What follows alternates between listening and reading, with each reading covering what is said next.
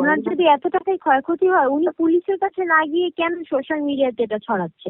আমার হাতে যে সাদা ব্যাগটা নিয়ে আমি যদি ঢুকি আর কালো ব্যাগটা নিয়ে যদি আমি বের হই, তাহলে আমার সাদা ব্যাগটা আমি কখন নিয়ে বের হলো? নিজেকে নেগেটিভ ভাবে ভাইরাল করা আমার কোনো ওয়ে নেই। স্নেহা বলছেন? জি। আমি দেব বলছিলাম দেশকাল নিউজ থেকে। বাইফাতে বেশ কিছু হুম, হুম। অনাকাঙ্ক্ষিত ঘটনা ঘটেছে, তার সঙ্গে আপনার নাম জড়িত। এরকম একটি অভিযোগ এসছে, এটা নিয়ে আসলে কি বলবেন? কথা হচ্ছে উনি একটা অ্যাওয়ার্ড শোতে 3 লাখ টাকার জিনিস নিয়ে গেছে, হুম। ব্যাগে রাখছে।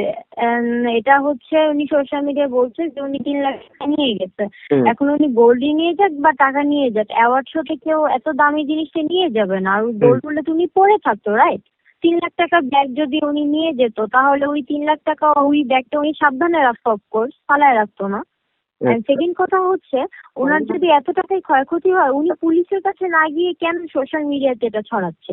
পুলিশরা তো ওনার মামলা নেয়নি, যেহেতু সিসিটিভি ক্যামেরা ফুটেজ চেক করা হয়েছে। আমার কাছে প্রুফ আছে, 209টা সিসিটিভি ক্যামেরা দেখা হয়েছে রাত 2:30 পর্যন্ত, 9টা থেকে 2:30 পর্যন্ত। সেই প্রুফও আছে পুলিশের সাথে কথা বলে। তাহলে ওনার মামলা নেয়নি যেখানে, সেখানে উনি অনলাইনে কিভাবে মিথ্যা ফলস ইনফরমেশন ছড়ান? আচ্ছা, অনেক পেজ গুলোতে আমরা দেখছিলাম যে বলছে আপনি সাদা ব্যাগ নিয়ে ঢুকেছেন, কালো একটা ব্যাগ নিয়ে আসলে বের হয়ে গেছেন, হ্যাঁ, যেটা হ্যাঁ, আসলে হ্যাঁ, ওনার হ্যাঁ। ব্যাগ। এটা নিয়ে আসলে কি বলবেন? আমি নারায়ণগঞ্জ থেকে ওইখানে গেছি। নরমালি নারায়ণগঞ্জ থেকে আমার আউটফিটটা হয়তো আপনারা দেখছেন ভিডিওতে, ব্ল্যাক কালারের ফুল একটা আউটফিট, রাইট?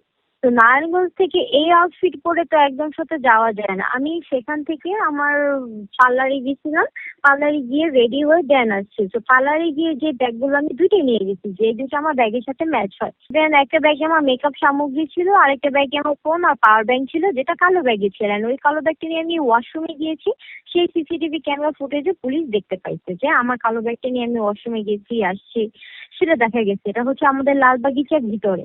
আর সেই জায়গায় ওনার ব্যাগ তাহলে কিভাবে হারায়? আর আমি ওখানে 209টা সিসিটিভি ক্যামেরা, আমি যদি ওনার ব্যাগটা আমার হাত দিয়ে নিতাম, তাহলে তো সেটা এক একটা সিসিটিভি ক্যামেরায় দেখা যেত।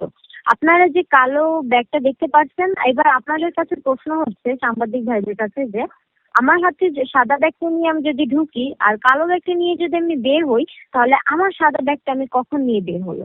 কারণ ওইটা তো আমি লাস্ট বের হইনি, আমি গিয়েছিলাম তখন ওয়াশরুম। এটা হচ্ছে ওয়াশরুমের ক্লিপ। কারণ আমি যদি নারায়ণগঞ্জের পরে আমি নাই ঢুকি, বের হয়ে যে নারায়ণগঞ্জ এসে পড়ি, তাহলে আমার সাদা ব্যাগ সাথে আমার যেই আর ব্যাগের সামগ্রী ছিল যেগুলো পরে আমি পার্লারে গেছি, সেই ব্যাগগুলো আমি কখন বাসায় আনলাম? ওনার সঙ্গে কি আপনার কোনো পূর্ব শত্রুতা আছে বা কোনো রেষারেষি আছে কিনা? কারণ অনেকেই ছিল, কিন্তু আপনার বিরুদ্ধে আসলে ব্লেমটা তোলা হচ্ছে। এটা আসলে আসলে লজিক করে চেষ্টা করেছেন রেষারেষি কিনা? জিনিসটা তো এরকম না। আপনি কয়দিন আগেও দেখবেন যে তানজিম তিশা আপু, আর কিছুদিন আগে দেখবেন অপু বিশ্বাস বুবলি, বা আরো নর্মাল মানুষদের দেখবেন যে এগুলো জাস্ট কি করে, যাদের পেটে বিয়ে হয় না তারা রিচ পাওয়ার জন্য অনেক কিছুই করতে পারে। আমার কথা, ওনার যদি এত টাকা ক্ষয়ক্ষতি হয়েই থাকে আমার জন্য, তাহলে উনি যাবে পুলিশের কাছে, উনি কেন সোশ্যাল মিডিয়া দিবে? সোশ্যাল মিডিয়ার কাছে, জনগণের কাছে বললে তো জনগণ এটা ওনাকে ফিরিয়ে দিতে পারবে না। আমার রাইট ভাইয়া? Yes. এখন সেটা আপনাদের সাংবাদিকদের কাছে বলো, আপনারা কি সে জিনিসটা ওনাকে ফিরিয়ে দিতে পারবে? আরেকটা পেজে আমরা দেখলাম যে অনেকে বলছেন যে এটা আপনাদের প্রপার প্ল্যানিং, বা অনেকে বলে সিনেমা হিট করার জন্য যেমন আসলে নিজেরা নিজেরা একটু ঝামেলা করে, আপনারা আসলে আরো ভাইরাল হওয়ার জন্য নিজেরা নিজেরা এটা করছেন। এটা আসলে সত্য কিনা?